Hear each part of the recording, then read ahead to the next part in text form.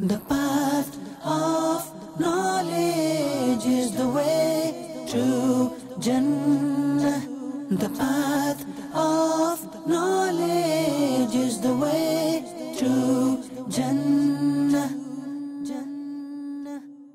Alhamdulillahi Rabbil Alameen, wassalatu wassalamu ala Sayyidil Mursaleen. Amma ba'd, fa'a'udhu billahi minash shaitanir rajeem. Bismillahir Rahmanir Rahim. As-salatu wassalamu alayka ya Rasulallah, wa ala alika wa ashabika ya Habiballah. As-salatu wassalamu alayka ya Nabiyallah, wa ala alika wa ashabika ya Noorallah. Dear viewers and listeners of Madani Channel, welcome back to another wonderful episode on this silsila, the path of knowledge, where, as you know, for those who always join us, that we discuss different aspects of knowledge, and in particular, knowledge of Deen, knowledge of Islam. For those who are joining us for the first time, then we welcome you as well. Marhaba, mashallah, shukran, and thank you for joining us.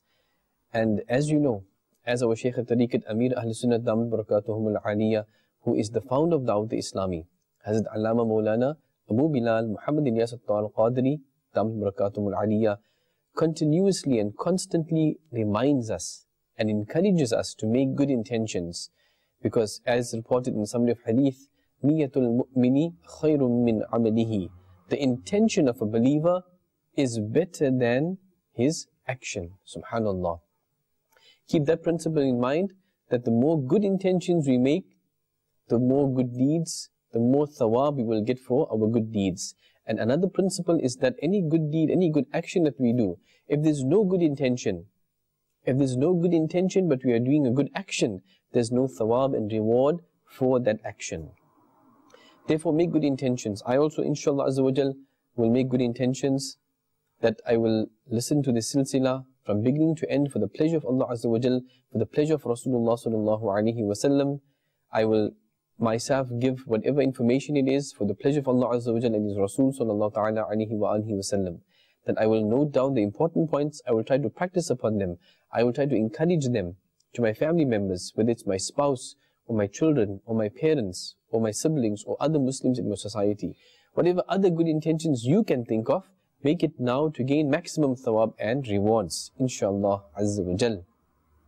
There are countless of benefits and blessings for those fortunate Muslims who recite abundant amounts of Durood Pak or salawat and salutations upon Rasulullah sallallahu ta'ala alaihi wa alihi wasallam.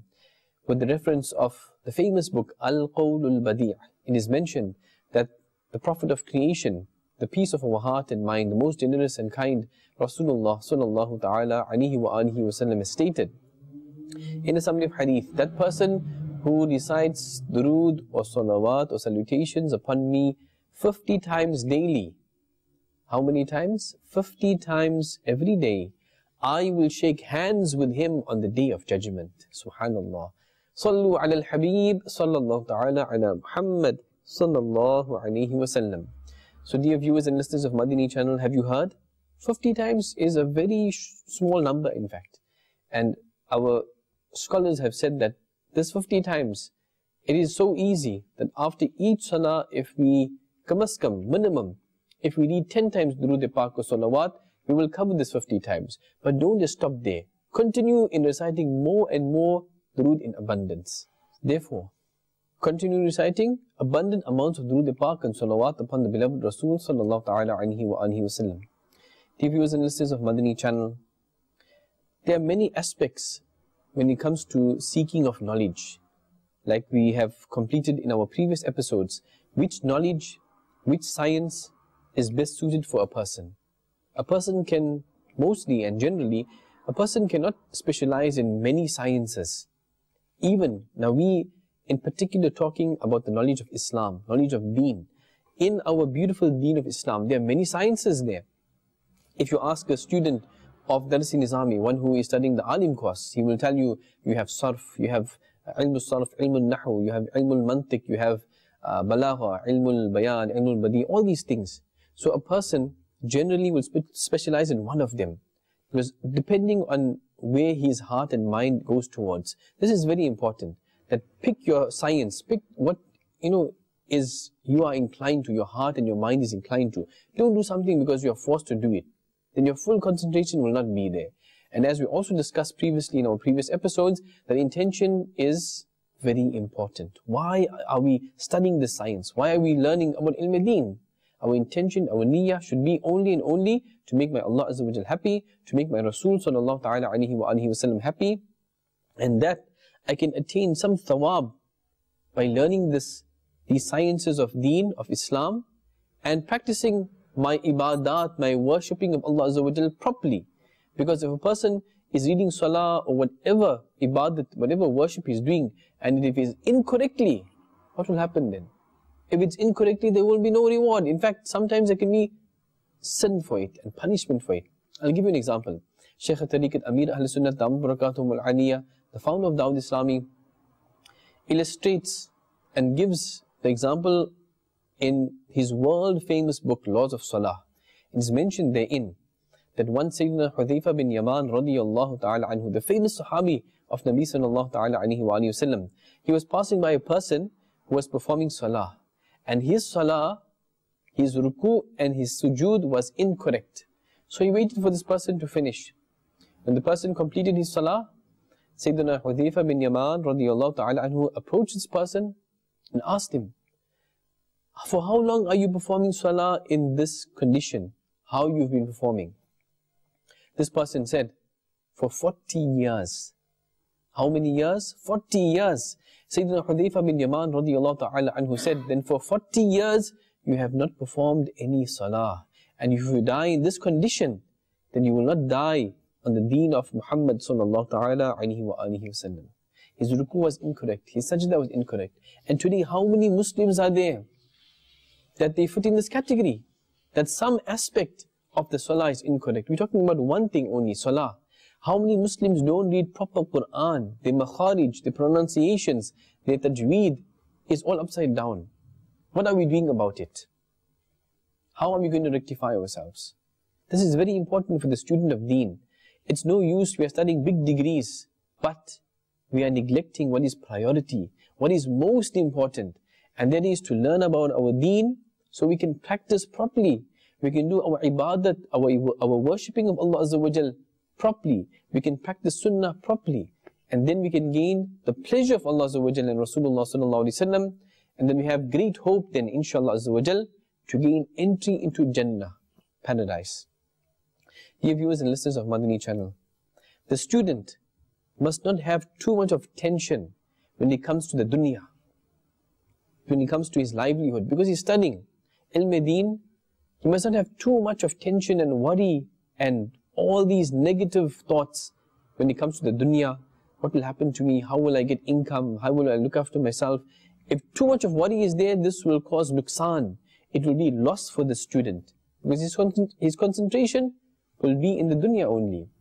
Rather, channel this worry to worry of the akhirah, worry of the hereafter. Then how am I going to prepare? What must I do to prepare for the qabr and the akhirah, the hereafter? How will I answer for whatever I've done, the gунah, the sins that I've done? So channel the worries to the worries, what will happen in the grave and the hereafter.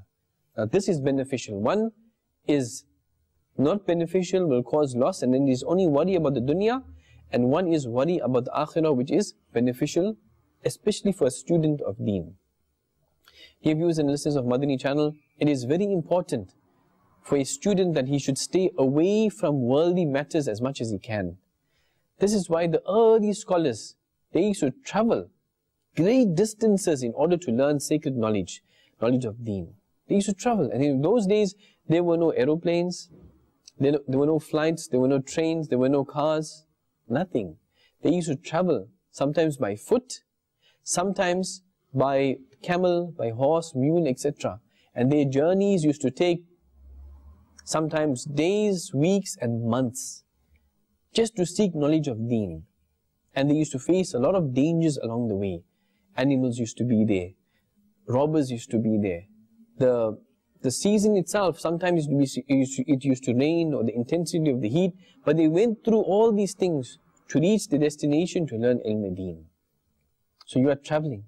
if you are traveling even from your home, if your madrasa, if your school is nearby even, but if your intention is there, that I'm going to travel for the pleasure of Allah Azza wa Jal, for the pleasure of Rasulullah sallallahu ta'ala alayhi wa sallam, then inshallah Azza wa Jal, this traveling of yours will gain you a lot of rewards in the form of the pleasure of Allah Azza wa Jal. Why? Because you are traveling, you made up your mind, and I am going to travel, I'm traveling to seek ilm-e-deen, so I can please Allah Azza wa Jal, I can please Rasulullah sallallahu alayhi wa sallam. So this traveling, the safar of yours itself will be very beneficial for you. A lot of thawab can be earned in this travel as well. Dear viewers and listeners of Madani Channel, as we mentioned, that a student of deen in particular must not attach his heart to this dunya, otherwise concentration will go. And when we are traveling, remember that while you travel there will be some difficulties. Although today we travel in the coach, in the bus, or by air-conditioned train or aeroplane, we don't have much difficulties. Food is even sometimes provided in these conveyances. But sometimes some distress is there, because difficulties is part of your safar, your traveling. And when you face any distress, when you are traveling, then bear the distress. Remember the distress and the difficulties with a smile. As Sayyidina Nabi Musa ala Nabiyina wa alayhi salatu wassalam has stated in regard to traveling for the sake of knowledge. What did he say? This is mentioned in the glorious Quran, in fact. Part 15, Surah Kahf, verse 62. Bismillahir Rahmanir Rahim.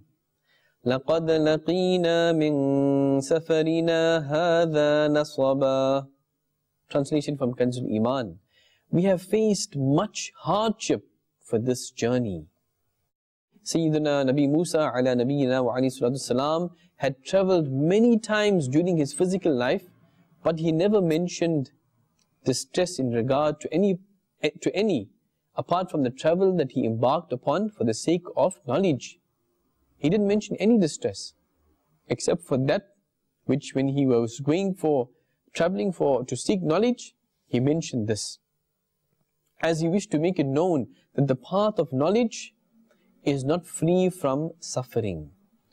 See, knowledge is a great thing indeed, and according to the majority of scholars, to seek knowledge is more virtuous than military jihad, is more virtuous than jihad, defending Islam in the path of Allah Azza wa Jal. It is befitting, it is suitable that the action which has more reward will be harder to carry out. We already know this. The more difficulties you face in doing the good deeds, the more thawab, the more reward there is for us. The person who bears the distress that he faces on the path of learning deen, he will gain such pleasure from this which will be greater than all the pleasures of the dunya. When Imam Muhammad rahmatullah ta'ala alayhi would stay awake all night, and eventually, when he was successful in solving an extremely difficult thing, then he would state how the pleasure that he felt could never be felt by the princes of the world. Allahu Akbar. Dear viewers and listeners of Madani Channel, it is extremely important for a student that he does not concentrate on anything besides seeking that knowledge of Islamic jurisprudence. As we mentioned in our previous episode, that amongst the knowledges of deen, one of the foremost and important is ilmul fiqh, jurisprudence, the know-how, the do's, the don'ts of our deen itself. Sallu ala al-Habib, sallallahu ta'ala ala Muhammad, sallallahu alayhi wa sallam. Imam Muhammad rahmatullahi ta'ala alayhi had stated that the time of learning the deen is from the cradle to the grave. This is a summary of hadith as well. Seek knowledge from the cradle to the grave. You and I are never too young or too old. As long as we are young, we can understand. From that time as well, we must seek knowledge. And the person is never too old. Whether a person has reached 80, 90, 100 years plus, we're never too old to learn knowledge of deen. Because this is, our knowledge of deen is like an ocean, or 100 oceans. We can't compare it. There's always something to know, something to learn, and something to practice. Because believe me, the real taste of your ibadat is when you practice. It's easy to just learn something, to just know something. but to implement this and to practice upon it, that is where the real taste of your worship comes. It is mentioned in a very beautiful Arabic proverb, Al-ilmu bila amalin kashajari bila thamarin. That is, knowledge without practicing, knowledge without action is like a tree without fruits. Now, if you want to really benefit from the tree, which tree would we take? Would we take the tree, choose the tree where there's no fruits, or the tree where there's lovely, beautiful, tasty fruits? We'll take that one. So similarly, knowledge, if we put it into practice, if we implement it in our life, that is when we really get the pleasure of that ibadat, of whatever we are practicing, subhanallah. And how unfortunate is that person who, when knowledge of deen is available for that person, he can learn, but he turns away.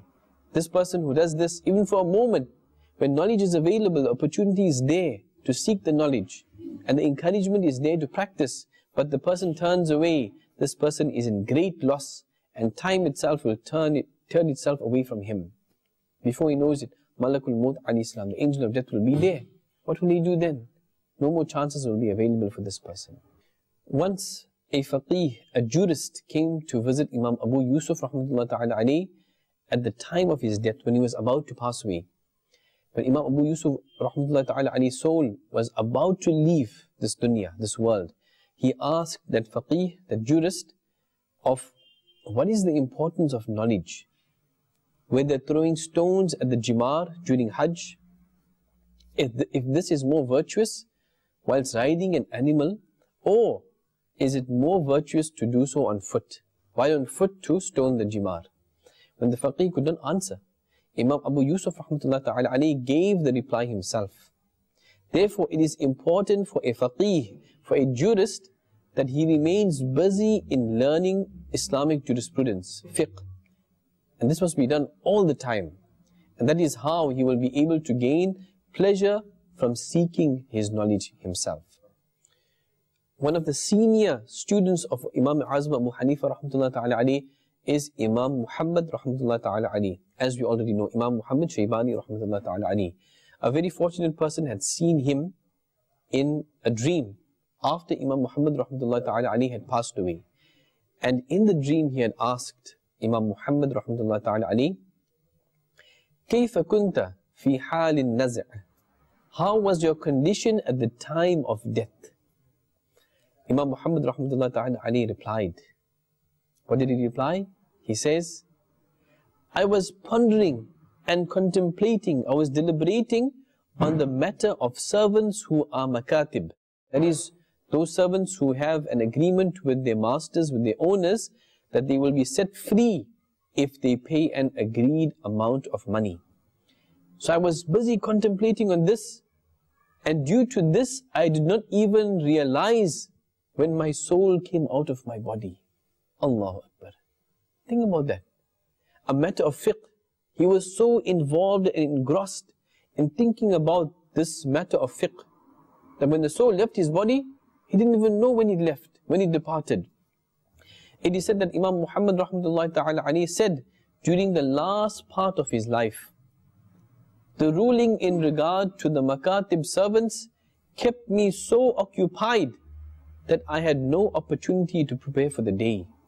This was the humility of Imam Muhammad rahmatullahi ta'ala alayhi.